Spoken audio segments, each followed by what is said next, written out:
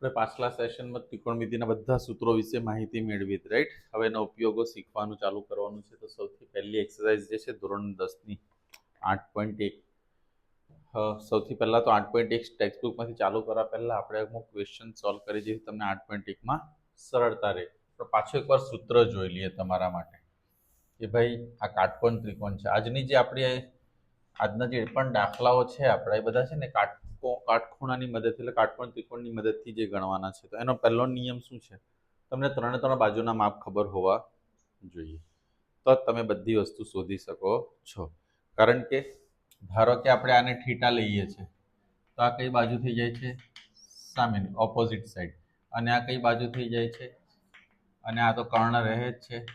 આપણને ખબર છે કે ભાઈ સાઈન થીટા જો મારે શોધવું હોય, આપણે ખાલી એ સૂત્ર યાદ રાખવાનું છે, સામેની બાજુ છેદમાં કર્ણ.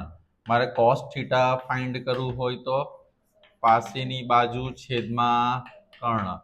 ટેન થીટાની વેલ્યુ મારે ફાઇન્ડ કરવી હોય તો સામેની બાજુ છેદમાં. મારે કોસેક થીટા ફાઇન્ડ કરવું હોય, કોસેક એટલે સાઈનનું વ્યસ્ત થાય, તો શું થશે? કર્ણના છેદમાં. આનું ડિસ્ક્રિપ્ટિવ વર્ણન આપણે આગલા સેશનમાં જોયું છે કે આ સૂત્ર કેવી રીતે આવે છે, રાઈટ? એ જ પ્રમાણે સેક થીટા આપણું આવે તો શું ફાઇન્ડ કરવાનું છે? કર્ણના છેદમાં પાસેની બાજુ. કોટ થીટા મારે ફાઇન્ડ કરવું હોય તો સામેની. ક્લિયર? આટલી વસ્તુ આપણને ખબર છે, એમ આપણે તમે યાદ પણ કરી લીધો છે એવું માની લઉં છું. તો હવે આપણે આનો ઉપયોગ કઈ રીતે કરવાનો? ધારો કે તમને અહીંયા આપ્યું છે કે ભાઈ સાઈન થીટા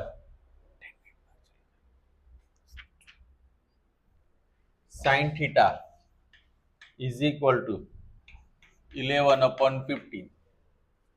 સાઈન થીટા બરાબર 11/15. બરાબર?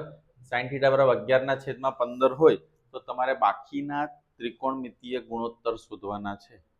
એનો મતલબ તમારે કોસ થીટા શોધવાનું છે, ટેન થીટા શોધવાનું છે, બાકીને બધું શોધવાનું છે. ક્લિયર થાય છે તમને? તો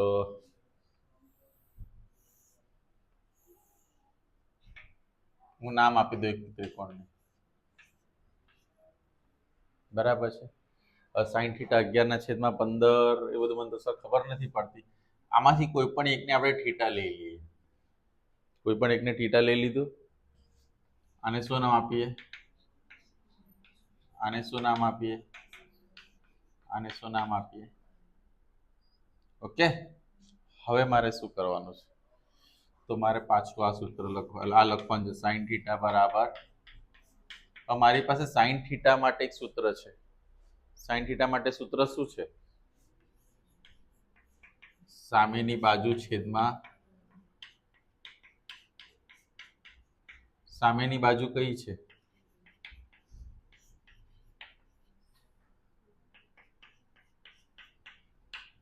ખબર પડી શું કર્યું સરે? પહેલા તો સાઈન થીટા માટે એટલે અહીંયા ટેન હોય તો સામેની બાજુ છેદમાં પાસેની બાજુ લખવું પડે. કોસ થીટા હોય તો પાસેની બાજુ છેદમાં કર્ણ લખવું પડે. આ બધું આપણે કરવું પડે.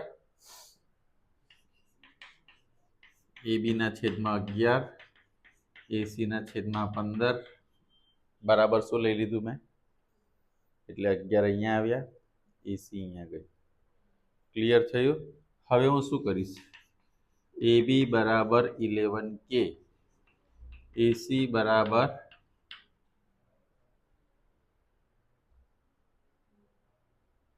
ક્લિયર થયું? એટલે હું અહીંયા કામ કરું છું. AB ની કિંમત અહીંયા મૂકી પણ દઉં છું. તો 11K. AC કેટલા છે મારી પાસે? પણ મેં તમને શરૂઆતમાં જ કહ્યું, મને તો ત્રણ વસ્તુ ખબર હોવી જોઈએ. અહીંયા તો મને કેટલી કિંમત ખબર છે? 2. તો મારે ત્રીજી ફાઇન્ડ કરવી પડે.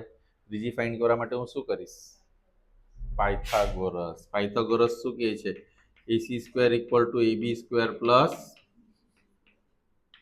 AC સ્ક્વેર એટલે 15K નો સ્ક્વેર. અને BC આપણે ફાઇન્ડ કરવાના છીએ. આ કેટલા થશે? 225K square, 121K square plus BC. તો 121 ને આ બાજુ લઈ લઈએ તો બીસી સ્ક્વેર બરાબર શું થશે 225k² માઇનસ આન્સર શું આવશે આવું આવશે કંઈક તો બીસી બરાબર શું આવશે વર્ગમૂળમાં 104k નો હમણાં આપણે એમ જ રવા દઈશું ક્લિયર થયું આટલી વસ્તુ બધાને એટલે મને આ પણ મળી ગયું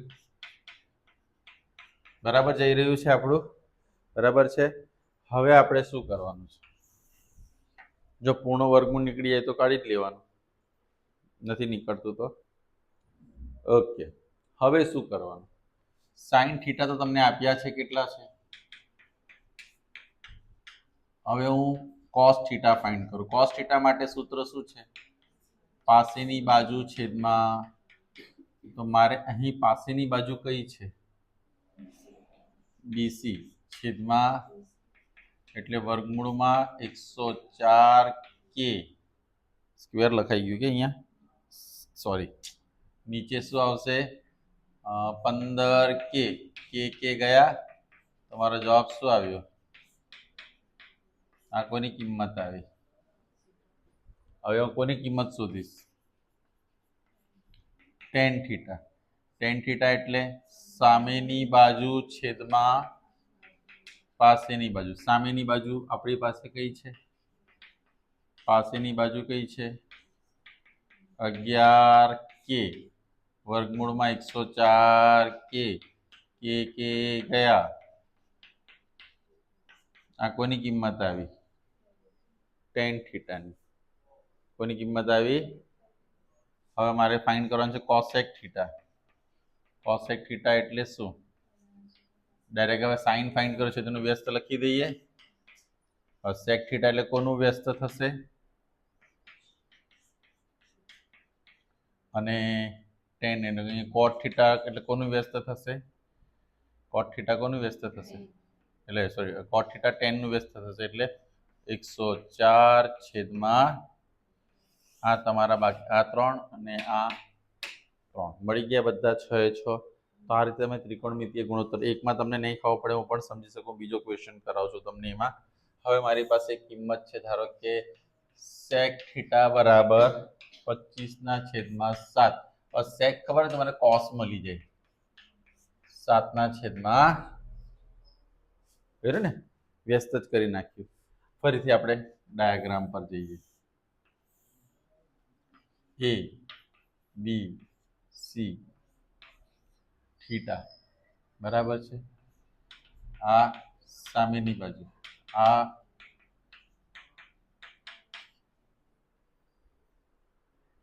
તો હું લખું છું તમને એમ હવે ધીમે ધીમે વિઝિબલ થવું જોઈએ કે છા થીટા હોય તો આ થવું જોઈએ રાઈટ હવે cos થીટા પાછું લખું છું cos થીટા બરાબર 7/, શું છે cos થીટા માટે શું લખીશું આપણે સૂત્ર પાસેની બાજુ છેદમાં કર્ણ 25/7 પાસેની બાજુ છેદમાં 25 કર્ણના છેદમાં અરે આપણે કિંમત મૂકી ને પાસેની બાજુ એટલે શું હશે 7/25 તો અહીંયા શું આવશે પાસેની બાજુ કઈ કઈ છે આપણી પાસે કર્ણ કઈ છે 7/, તો બીસી ના છેદમાં શું આવ્યું એસી ના છેદમાં 25 બરાબર શું લઈ લઈશું તો બીસી બરાબર 7k એસી બરાબર આવી ગયું પણ હવે અહીંયા 7k મૂકું છું અહીંયા 25k મૂકું છું તો મારે આ તો શોધવાનું રહ્યું ને કેવી રીતે શોધીશું આપણે તો જો ડાયરેક્ટ AB² લખવું તો કઈ રીતે લખાય મારે AB² એક બાજુ શોધવી તો પહેલા કર્ણનો વર્ગ લખવાનો એમાંથી જે બાજુ આપ્યું એને માઈનસ કરવાની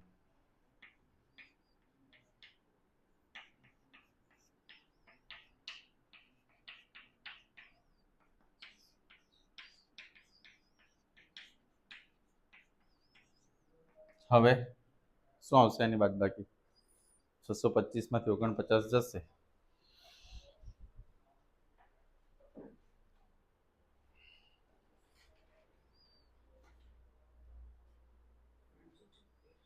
$576 આટલી વાર લાગે તમને એવું નહીં થવું જોઈએ, ફટાફટ થવું જોઈએ.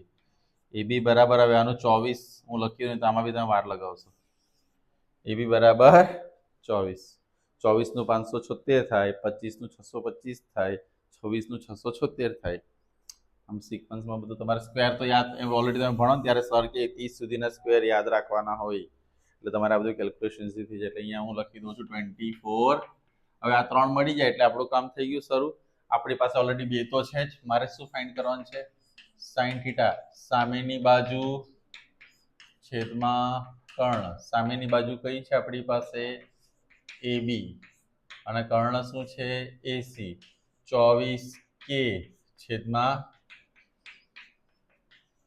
24 ના છેદમાં, તો કોસેક થીટા બી આપણે ફાઇન્ડ કરી લઈએ. કોસેક શું હશે? આનું વ્યસ્ત થશે 25 ના છેદમાં 24.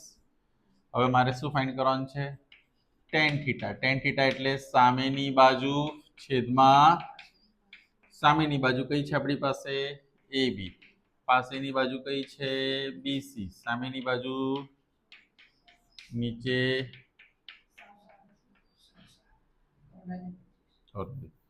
આજે જરાક 24 ના છેદમાં. ક્લિયર થયું બધાને? હવે શું બાકી? કોટ થીટા બાકી ને. કોટ થીટા શું થશે? એનું વ્યસ્ત થશે.